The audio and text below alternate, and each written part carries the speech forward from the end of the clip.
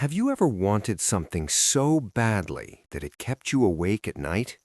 Maybe it was a dream job, a successful business, financial freedom, or perhaps the person you hoped would become your life partner.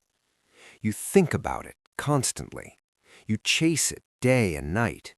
You pray for it with tears in your eyes. You work harder than you ever have before. But strangely, the tighter you hold on to that desire, the more it slips through your fingers. And then, something unexpected happens.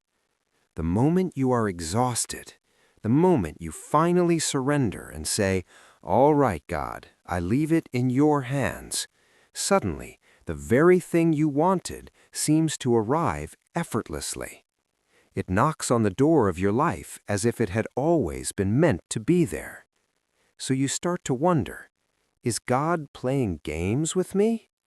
No, my friend, this is not a game of fate. It is a precise mechanism of energy and human psychology. There is a very thin but very dangerous line between intention and obsession.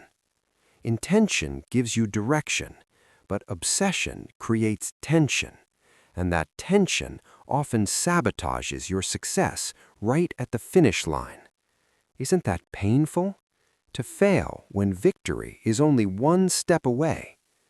Many people do not fail because they are less intelligent. They do not fail because they didn't work hard enough. They fail because they become too attached to the outcome. They strangle their own dreams with the fear of losing them. Today, in the 4th episode of the series, Secrets of a Calm and Spacious Heart, we will explore a powerful principle known as the art of detachment, the art of letting go.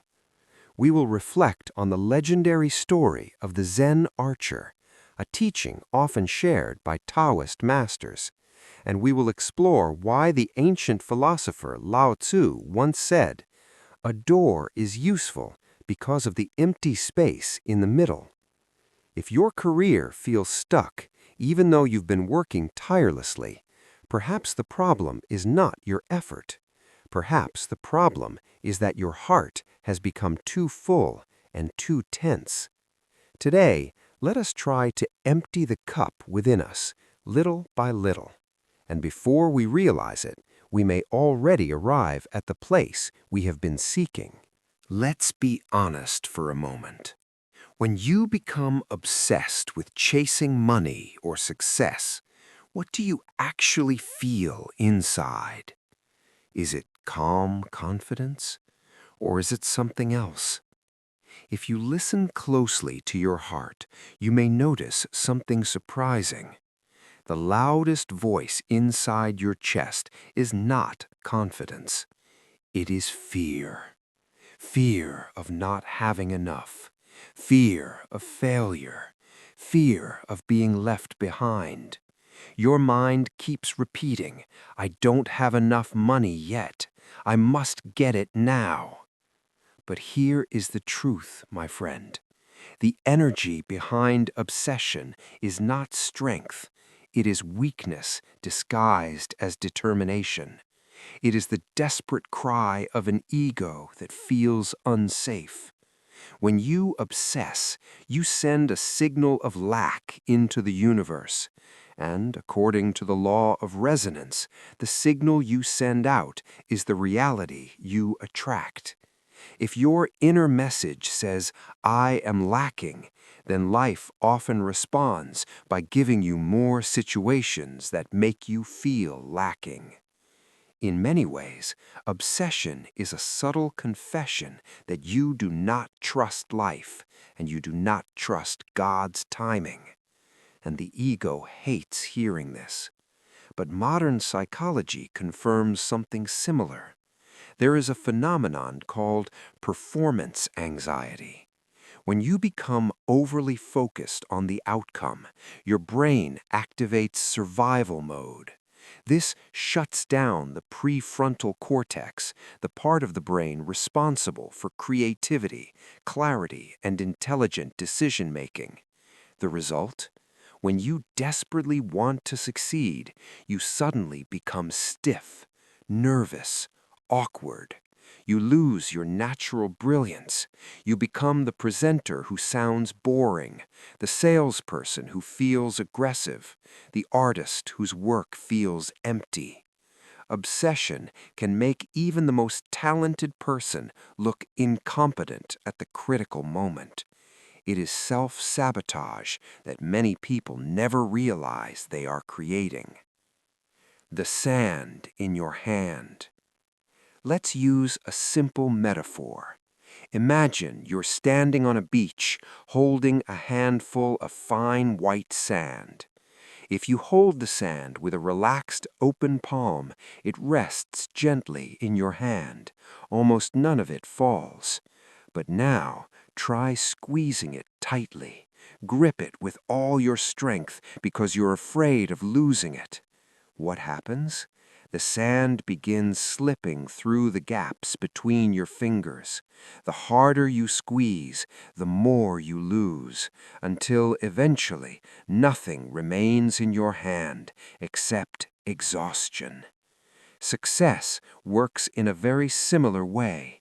Its energy is fluid and subtle, just like sand or water. It cannot be forced, it cannot be strangled, and it deeply resists rigidity. Excessive obsession is like gripping life too tightly. It suffocates the very opportunities you are trying to create. Observe social dynamics carefully. People rarely feel comfortable around someone who looks desperate. The energy of obsession has a certain smell to it, and it's not pleasant. When you chase money with hungry, demanding eyes, money and the people who control it often instinctively step away from you. They feel threatened rather than attracted. Instead of becoming a magnet for opportunity, you become a repellent. At the root of this suffering lies something deeper. Modern society has turned targets and achievements into idols. We have been conditioned to attach our entire self-worth to numbers. You might think, if I don't reach my sales target this month, I'm a failure. If my business doesn't grow fast enough, I'm worthless. But this belief is extremely dangerous. It transforms work, which should be a meaningful expression of life, into a battlefield filled with fear. You stop enjoying the dance of your work. You only care about the applause at the end of the performance. And when you stop enjoying the process, your work slowly loses its soul. The ancient wisdom of the Zen Archer. There is an old Taoist teaching about a Zen archer. When the archer shoots arrows simply for the joy of archery, his skill is extraordinary. His hands are steady, his eyes are clear, his body moves with perfect harmony. But if someone offers him a brass belt as a prize, his hands begin to tremble slightly. Why? Because now he wants recognition.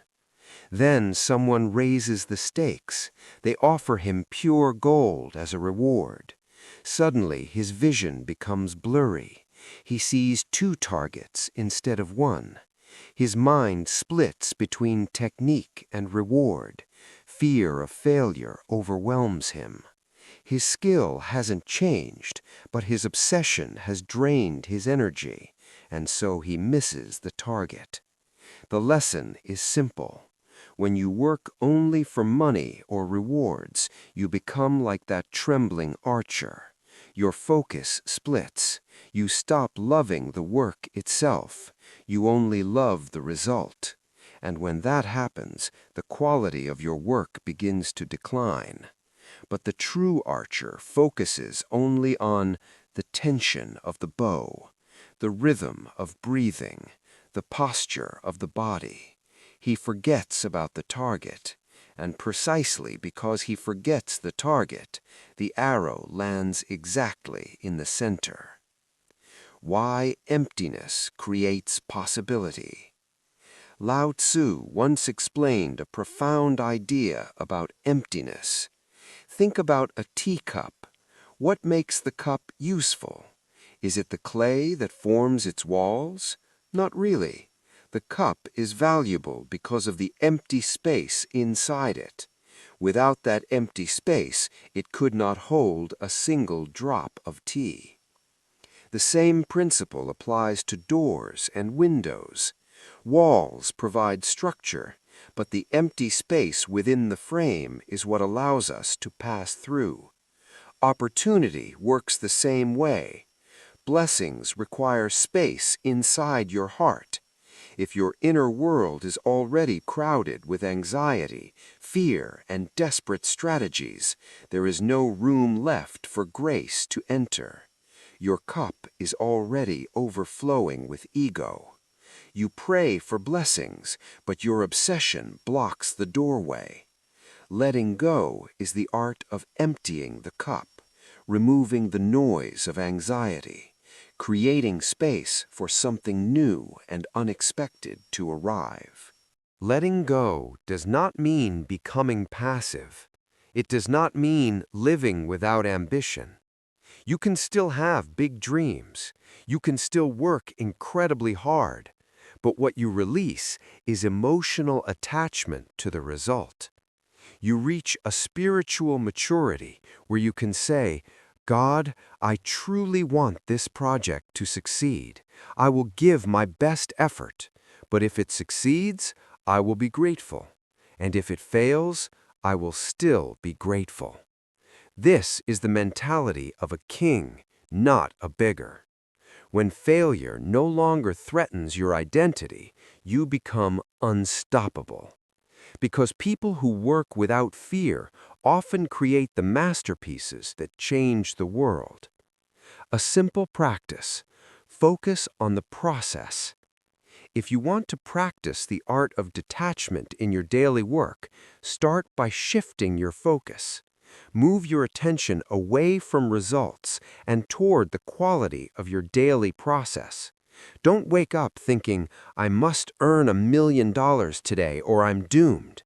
That is a prayer for stress and disappointment. Instead, begin the day with a noble intention. Today, I will serve every client with genuine kindness. Today, I will put my heart into creating something meaningful. Fall in love with pulling the bowstring, enjoy the rhythm of your breath, and forget about the golden target. Trust the law of cause and effect. If your effort is sincere and excellent, the arrow will eventually find its target. The nothing-to-lose mindset. Before a big presentation, job interview, or business negotiation, remind yourself of this. I will show the best version of myself. If they accept me, wonderful. If they reject me, life is preparing something better. This mindset removes nervousness. Your face becomes relaxed. Your eyes become calm. Your presence becomes magnetic. And here is a simple truth of human psychology. Investors, clients, and partners prefer working with someone who appears confident and calm, not someone who looks desperate. Your calmness is your most valuable negotiation asset. A powerful daily mantra. There is a powerful sentence you can repeat to yourself every day. I want it, but I don't need it. In other words, I desire it, but my happiness does not depend on it.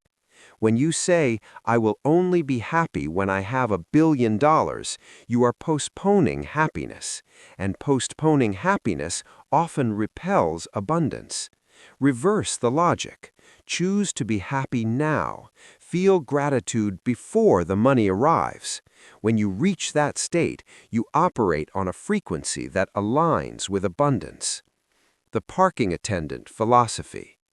Life is a little like the job of a parking attendant. Think about it. A parking attendant handles many cars every day. Old cars, luxury cars, expensive sports cars.